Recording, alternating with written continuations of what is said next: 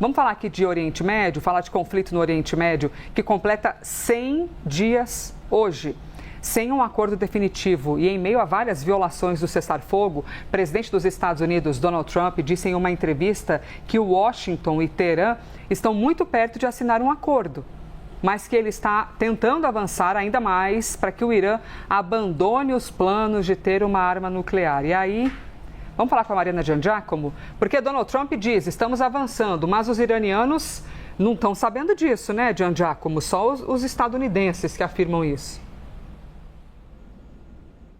Elisa, de novo, Donald Trump aumentando aí as expectativas para um acordo que realmente não é fácil. São negociações que não são fáceis, negociações para um acordo como esse costumam levar meses, às vezes até anos, mas Donald Trump tenta parecer fácil. E é aí que fica essa sensação de que a gente está assistindo ao mesmo dia acontecer vezes e mais vezes, né? Quando Donald Trump fala em chegar perto de um acordo, iranianos falam que ainda estão avaliando propostas, iranianos negam estar falando com os americanos falam que estão se falando todos os dias, e é aí que a gente percebe o tamanho do impasse e o tamanho da complexidade dessas negociações. Donald Trump deu uma entrevista à NBC News e disse, então, que está perto de um acordo, mas que a questão, claro, é o programa nuclear dos iranianos. Segundo Donald Trump, o Irã já concordou em não ter um programa nuclear no futuro, aliás, em não desenvolver uma arma nuclear no futuro, mas Donald Trump acha que faltam proteções ali contra a possibilidade de o Irã adquirir esse urânio de alguma outra forma, comprar esse urânio, por exemplo. Então, Trump quer cláusulas ali que garantam mais proteção contra o desenvolvimento ou a aquisição de urânio no futuro. Ele também voltou a falar, Elisa, numa questão que é a destruição do urânio que já está enriquecido lá no Irã.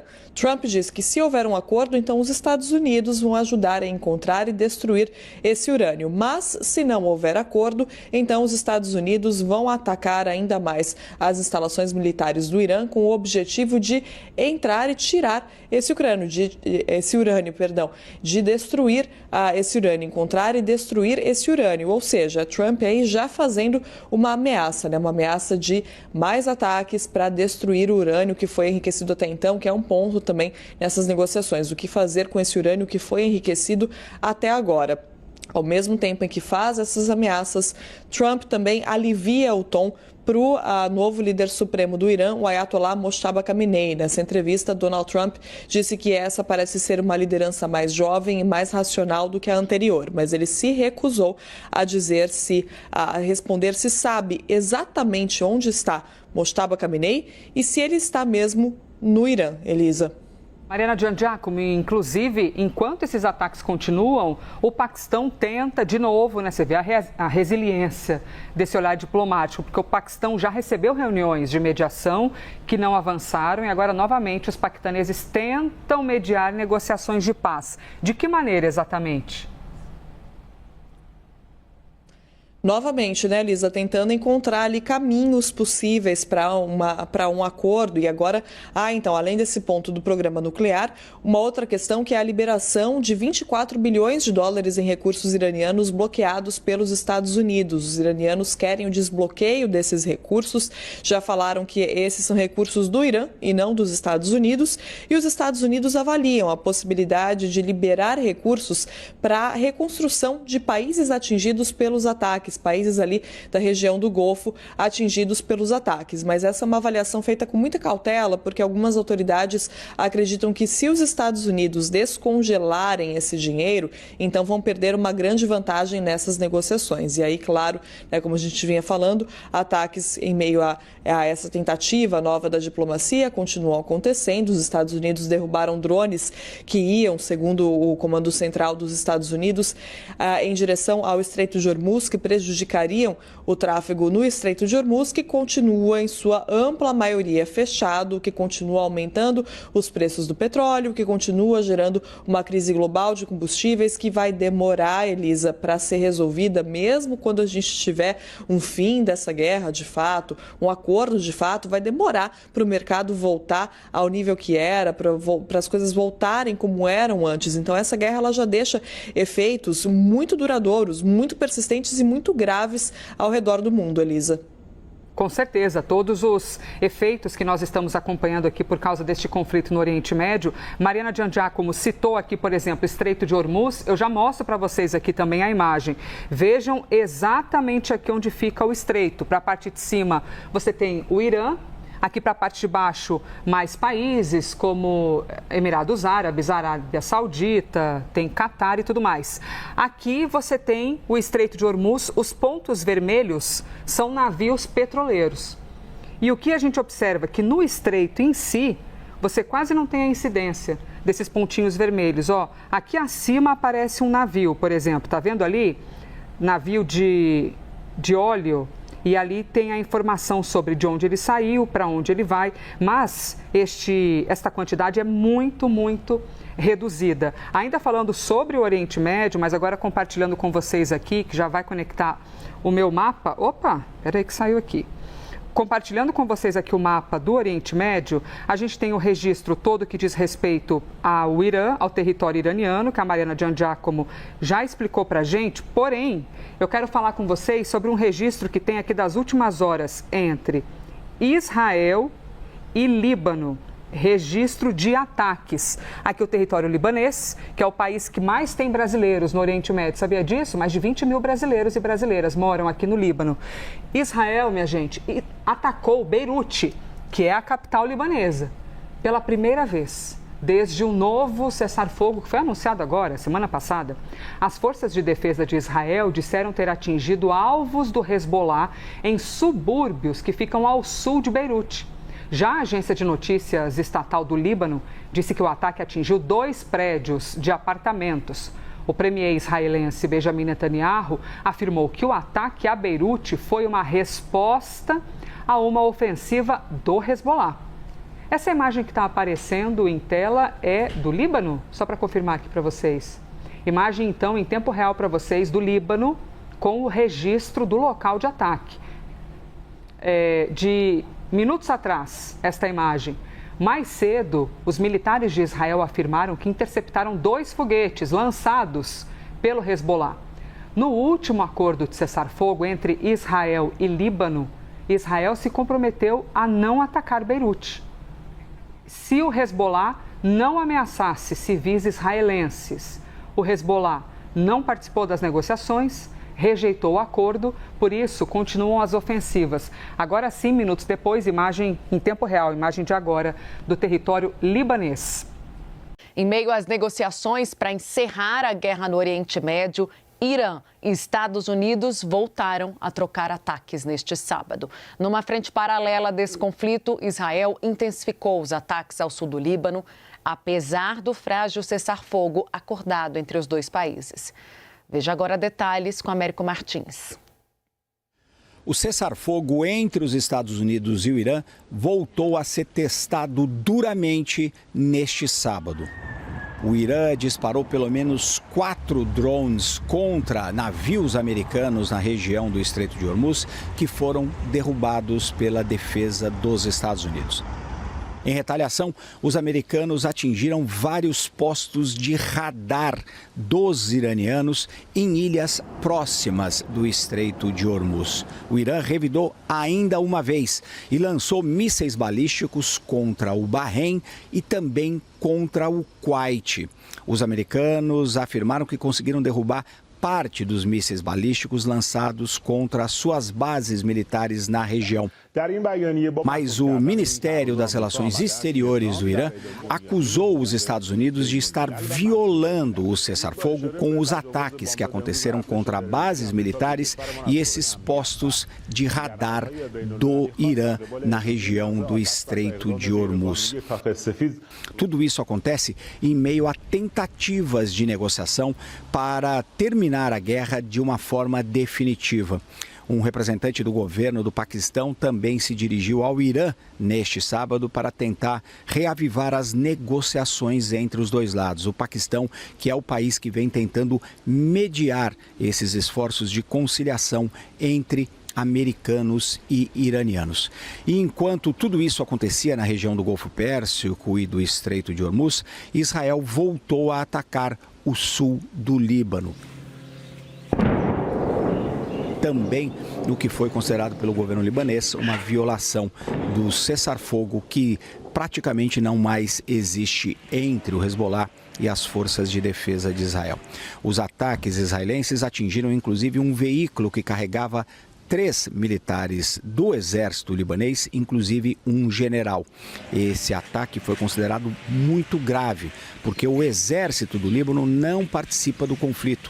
Esse é um conflito entre as forças de defesa de Israel e os militantes do Hezbollah, o grupo radical xiita financiado, armado e treinado pelo Irã. O governo do Líbano fez uma denúncia contra esse ataque e o governo de Israel afirmou que vai investigar o que levou as suas forças a atacarem esse veículo. Um general do exército libanês foi morto e pelo menos 2 outros militares nesse ataque. De Londres, Américo Martins. É a guerra no Irã, que não consegue ser resolvida. Embora o presidente Donald Trump precise acabar com essa guerra de uma vez por todas, quer encaminhar para outros pontos, mas está enfrentando muitas dificuldades com o Irã. E cada dia o Donald Trump fala que estamos quase no acordo. A Mari não deve aguentar mais, né? Cada vez que ele fala, ele se repete, vai sair o acordo, falei com esse, falei com aquele, falou com o Hezbollah agora, diz ele, né? O que seria inédito. Mari, podemos esperar algum tipo de acordo? Existe alguma possibilidade? Eu fui perguntado sobre isso há um mês, mais ou menos, e disse que era muito difícil que tivesse um acordo, pelo menos um acordo satisfatório, que esse acordo se mantivesse, e pior do que isso, os impactos da guerra vão ser sentidos mesmo que não acabe hoje. Então, qual é a sua análise aí, direto de Washington, falando com o Trump todo dia, sobre o que a gente pode esperar da guerra? Eu vou repetir a sua resposta de um mês atrás, Américo, que acho muito difícil e tá me lembrando aquele filme que tem o Dia da Marmota, sabe?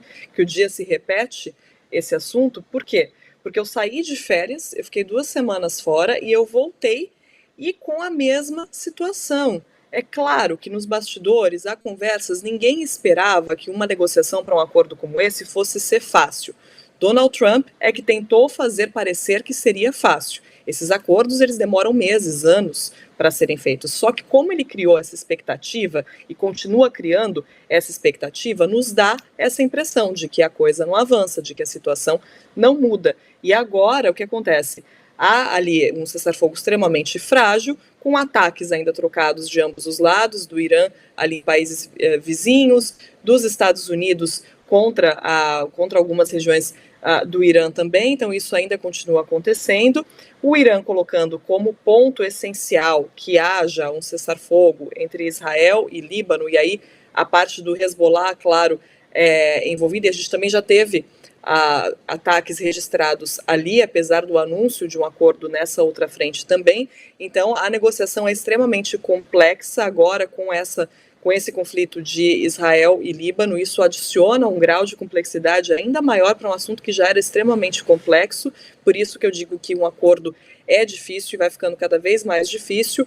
Trump muda o discurso, ora fala em acordo, ora fala em ameaça. Nessa semana chegou a dizer que retomaria os ataques se o Irã matasse um soldado americano, por exemplo. Então ele continua fazendo essas falas, como ele vem fazendo desde o começo dessa guerra, em que ele teve muita dificuldade de justificar para a população americana, e agora segue com dificuldade de justificar a continuidade da guerra. E ao mesmo tempo você tem Marco Rubio falando para o Congresso que a operação militar, porque ele não usa o termo guerra, acabou e que os Estados Unidos já saíram vitoriosos, ou seja, não tem unidade nem mesmo no próprio governo, nem mesmo na própria Casa Branca, sobre os rumos dessa guerra, sobre o que de fato está acontecendo. Enquanto isso, população cada vez mais insatisfeita, essa insatisfação se refletindo no Congresso, Câmara dos Deputados, que aprovou nessa semana uma medida para limitar os poderes de guerra de Donald Trump. Não vai entrar em vigor por uma série de questões práticas, de votações, de questões de como funciona aqui esse processo nos Estados Unidos, mas foi uma ação importante por parte da Câmara dos Deputados, que manda um sinal importante para a Casa Branca, porque republicanos do partido de Donald Trump se juntaram aos democratas. 4 republicanos. É um número pequeno, mas acaba sendo expressivo se a gente considerar todo o contexto de um partido que até então, até pouco tempo atrás, estava tentando bloquear qualquer tipo de votação nesse sentido para evitar um constrangimento para Donald Trump de ter esse tipo de medida aprovada no Congresso, ou pelo menos na Câmara dos Deputados. E aí a gente foi de um cenário desse, de um partido que estava tentando evitar uma votação, para um partido em que 4 integrantes se juntaram à oposição. Então isso é significativo, sim, é simbólico, manda uma mensagem para Donald Trump, mas o que isso vai ter de efeitos práticos é a questão. E enquanto isso, os efeitos econômicos, claro, né, como vocês falavam, vem se tornando cada vez mais longos, né, mais permanentes ainda, quanto mais essa guerra vai se arrastando. Thaís, os efeitos econômicos dessa guerra vão perdurar por muito tempo, mesmo que acabe amanhã.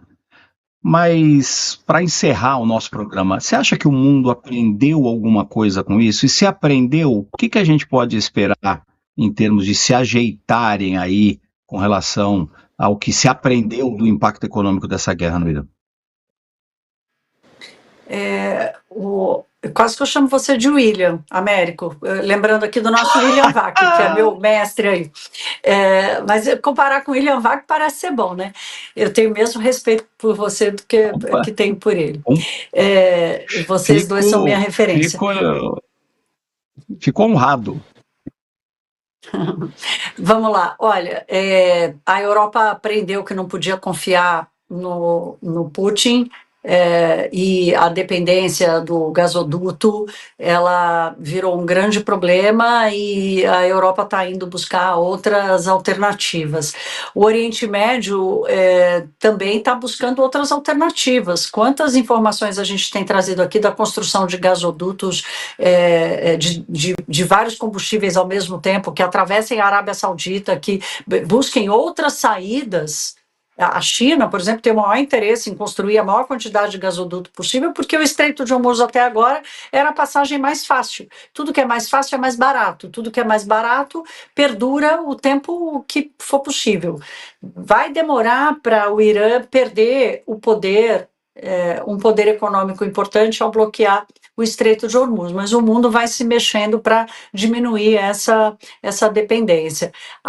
O efeito mais duradouro dessa guerra é um efeito de médio prazo, de reestabelecimento das cadeias de fornecimento, e aqui é fornecimento de óleo, de gás, de fertilizante, e, portanto, do transporte e da produção de alimentos no mundo inteiro. Agora mesmo, a previsão para a inflação de alimentos no Brasil já chega a 7% esse ano, para uma meta de 3%. Então, e o Brasil, que é o maior produtor de alimentos do mundo, vai ter uma inflação de alimentos muito alta. O mundo inteiro está acontecendo isso. Então, mesmo que a guerra acabe hoje, a gente vai conviver com os efeitos duradouros dela, médio prazo de refazer as cadeias de fornecimento, mas de longo prazo de entender como vai ser a geopolítica e a geoeconomia envolvendo a produção e o fornecimento e o transporte, na verdade, ou melhor, a distribuição de toda a riqueza que o mundo depende. Vamos lembrar da torradeira? Sem o fertilizante, nem o Brasil, que é o maior produtor de alimento do mundo, consegue se manter nessa posição, porque dependemos de quase 90% de importação de fertilizantes e o Oriente Médio é um fornecedor importante. Então, o mundo hoje é mais rápido, né? Você faz as coisas com mais rapidez, você sai dos gargalos com mais rapidez, mas a rapidez significa 2 anos, não 10.